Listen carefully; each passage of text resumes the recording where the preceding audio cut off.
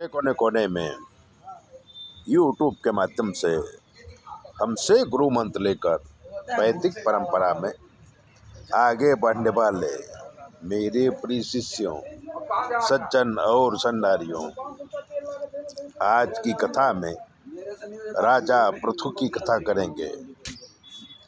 भारत भूमि को अनाज, फल फूल, वृक्षारोपण, पशुपालन, खेतीबाड़ी का विशेष ज्ञान राजा पृथु ने दिया है।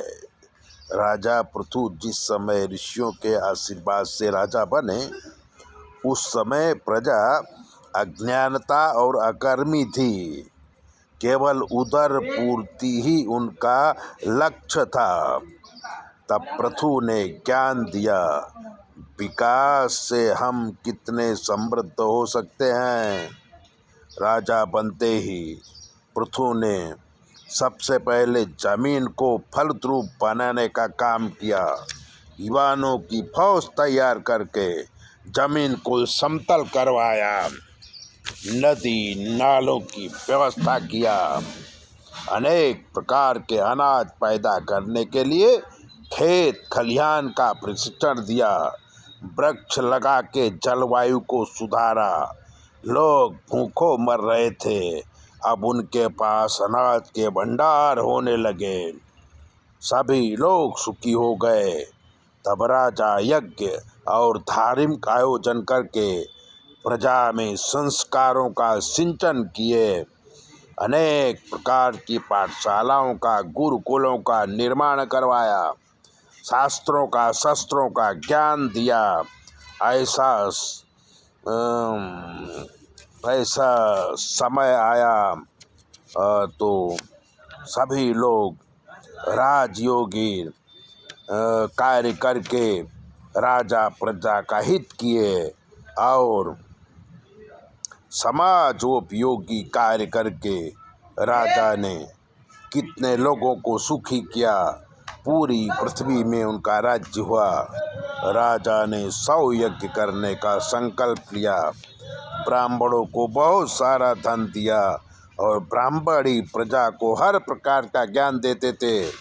उसी समय बौद्ध और जैन धर्म प्रकाश में आया।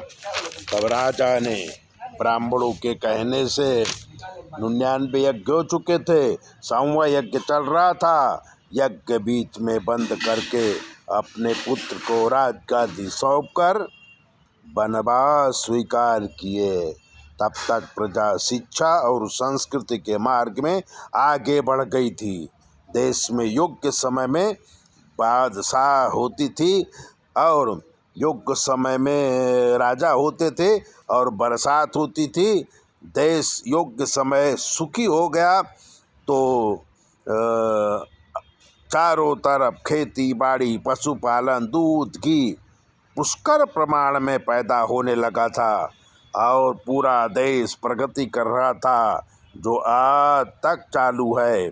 भारतीय संस्कृति में पानी, जंगल, पशु, खेती, ज्ञान और विज्ञान का सुंदर समय चल रहा था। इसीलिए भारत को सोने की चिड़िया कहा गया है। ऐसी ही कथा को सुनने के लिए चैनल को सब्सक्राइबर कर लीजिए, लाइक कर लीजिए। और अगर आपके जीवन में कोई कष्ट है तो अपनी ज्योतिष दिखाइए, आपकी कुंडली हम देखेंगे। 9825200108 पर फ़ोन करेंगे, हमें सुनाई नहीं देता, हमारी बेटी जवाब देगी और आपके सारे कष्टों को दूर करने का प्रयास हम करेंगे। चैनल सब्सक्राइबर जरूर करें।